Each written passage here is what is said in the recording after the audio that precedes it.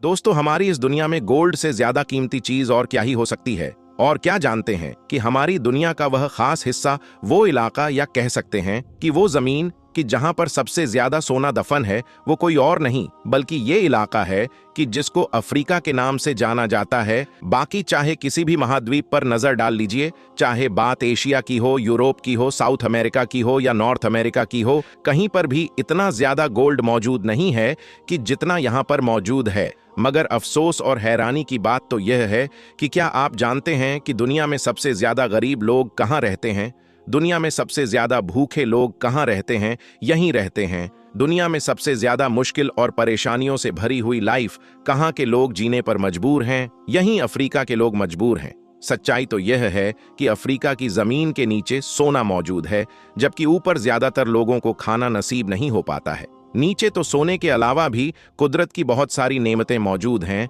लेकिन ऊपर पीने के लिए कभी कभी साफ पानी भी नजर नहीं आता है। अब इसके पीछे वजह क्या है, वो हम आपको इस वीडियो में बताते हैं, लेकिन उससे पहले जरा अफ्रीका के इस देश पर नजर डालिए, जिसको आज दुनिया में बर्किना फासो के नाम से जाना जाता है। अब क्योंकि यह अफ्रीका कोई देश तो है नहीं, बल्कि एक कॉन्टिनेंट है जिसके अंदर बेशुमार छोटे बड़े देश पाए जाते हैं, और जो अफ्रीका की जमीन के नीचे सोना मौजूद है, वो भी इन्हीं छोटे बड़े देशों में बॉर्डर की वजह से बटा हुआ है। मगर वर्थ नोटिसिंग बात यह है कि अफ्रीका के इन बेशुमार देशों में से भी जिन 3-4 देशों की जमीन के नीचे सबसे ज्यादा सोना मौजूद है, उनमें से एक देश यही बर्किना फासो भी है। लेकिन आपको जानकर शायद झटका लगेगा कि इतना ज्यादा सोना होने के बावजूद भी इस देश की हालत यह है कि जब भी दुनिया के सबसे गरीब देशों की लिस्ट जारी होती है, तो उस लिस्ट के अंदर इस देश का नाम आपको या तो टॉप 10 के अंदर ही नजर आ जाएगा, या फिर कभी कभी टॉप 15 के अंदर नजर आएगा। अब इस देश की हालत इतनी ज्यादा खराब क्यों है, इसका जिम्मेदार कौन है,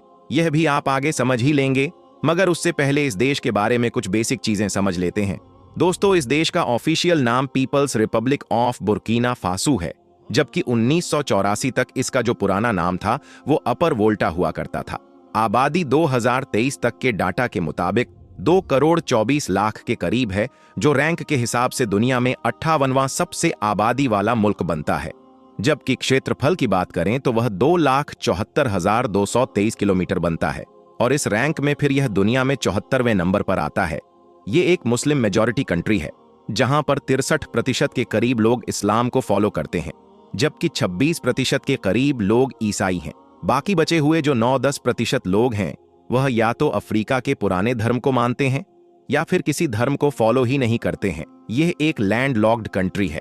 मतलब जिसकी जमीन का कोई भी हिस्सा समुद्र से नहीं मिलता है, जबकि इसका जो बॉर्डर है वह कई देशों के साथ मिलता है, जैसा कि माली, नाइजर, बेनिन, टोगो, गाना और आइवरी कोस्ट। इस देश की जीडीपी $20 बिलियन के करीब है, जबकि जो पर कैपिटा है, मतलब लोगों की सालाना आमदनी, वो भी $888 के करीब है,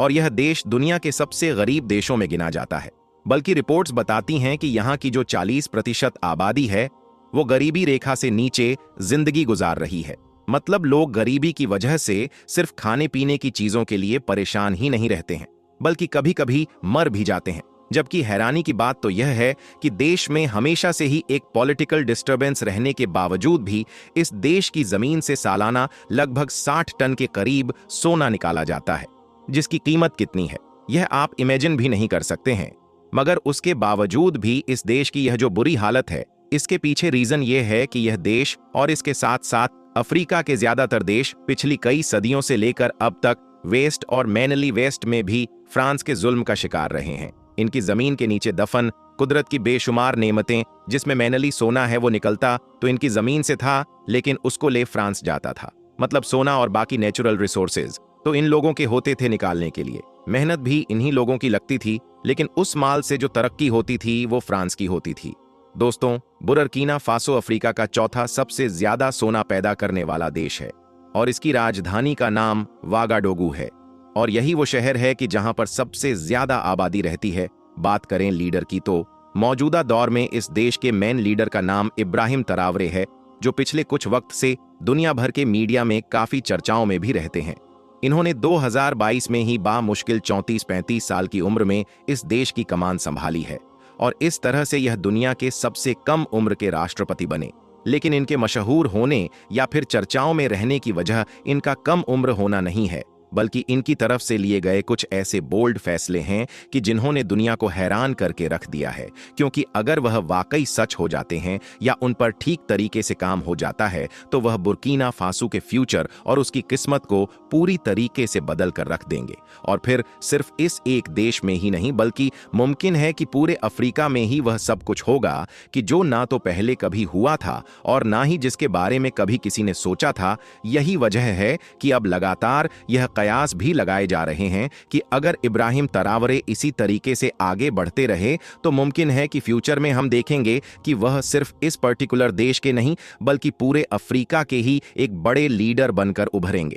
मतलब दुनिया इब्राहिम तरावरे को एक ऐसे लीडर के तौर पर देखेगी कि जो पूरे अफ्रीका का लीडर होगा। इब्राहिम तरावरे के बारे में रिपोर्ट्स बताती हैं कि यह इंसान बचपन से ही बहुत ज्यादा काबिल और होशियार था। 2010 में मतलब लगभग 22 साल की उम्र में आर्मी ज्वाइन की और फिर धीरे धीरे बहुत सारे मुश्किल ऑपरेशन में फौज को लीड करने और अपने आप को साबित करने की वजह से इस इंसान की जो रैंक थी वो धीरे धीरे बढ़ती चली गई। 2022 में कि जब देश की पब्लिक की सपोर्ट के साथ यहाँ की आर्मी ने कू किया, यहाँ की जो हुकूमत थी जिसको आम पब्लिक करप्ट समझती थी और फ्रांस का कठपुतली समझती थी, उसको जब गिराया गया तो उस फौजी बगावत में इब्राहिम तरावरे का एक किरदार तो था लेकिन वो मेन कैरेक्टर नहीं थे। लेकिन उसी साल ही कुछ वक्त के बाद हुआ यह कि फौज ने तख्ता पलट करके अपने जिस फौजी जनरल को हुकूमत सौंपी थी, जिसको देश की बागडोर दी थी, जब वह भी अपने वादों पर खरा नहीं उतर सका तो फौज ने एक बार फिर से तख्ता पलट किया और इस बार हुकूमत नौजवान इब्राहिम तरावरे को सौंप दी गई।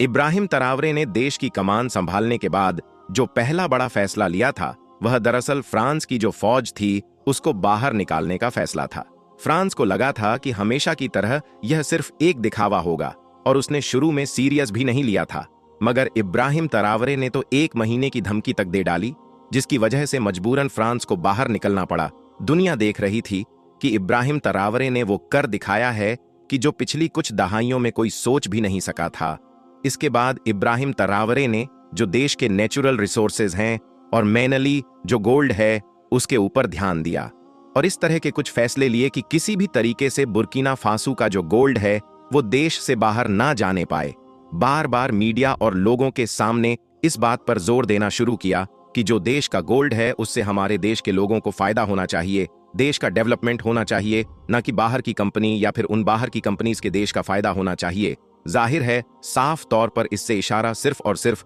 फ्रांस के ऊपर था। गोल्ड और बाकी नेचुरल रिसोर्सेज पर लगाम लगाने के बाद फिर इब्राहिम तरावरे ने पैन अफ्रीका मूवमेंट पर भी काम शुरू किया, जिसका मेन मोटिव यही था कि बार बार लोगों को यह याद दिलाने की कोशिश करना कि अफ्रीका के पास वो सब कुछ है कि जो किसी भी इलाके या किसी भी कौम को तरक्की करने के लिए चाहिए होता है, बल्कि हमारे पास तो यह चीजें बाकी लोगों से भी ज्यादा हैं। तो हमको वेस्टर्न ताकतों पर डिपेंड होने की क्या जरूरत है। हमको अगर वाकई कोई चीज चाहिए है तो वह सिर्फ और सिर्फ इन ताकतों से आजादी है जो हमको अभी तक भी नहीं मिल सकी है, क्योंकि इन्होंने अभी तक भी हमारे ऊपर इनडायरेक्टली कब्जा करके रखा है। माली और नाइजर जैसे कुछ पड़ोसी देश कि जहां के हालात भी बुर्किना फासो की तरह ही हैं, मतलब जहां की मिलिट्रीज ने भी अभी कुछ वक्त पहले ही फ्रांस की कठपुतली हुकूमतों का तख्ता पलट किया है और देश की बागडोर अपने हाथ में ली है, वह ऑलरेडी इब्राहिम तरावरे के इस अलायंस या फिर इस मिशन का हिस्सा बन भी चुके हैं। यह तीनों देश फौजी और इकोनॉमिक मामलात में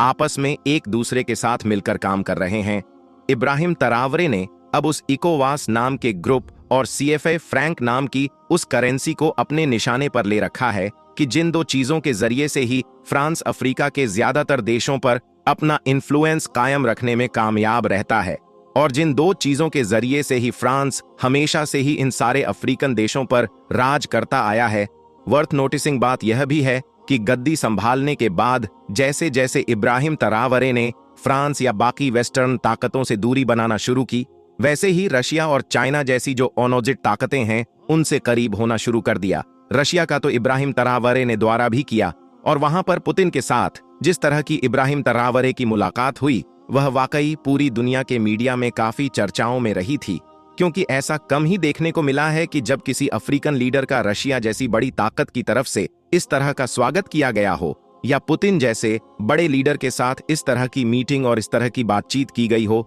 इब्राहिम तरावरे जहां एक तरफ चाइना के साथ इकोनॉमिक कून ऑपरेशन कर रहे हैं, मतलब चाइना के जरिए से बुर्किना फासो में ज्यादा से ज्यादा इन्वेस्टमेंट लाने की कोशिशें कर रहे हैं।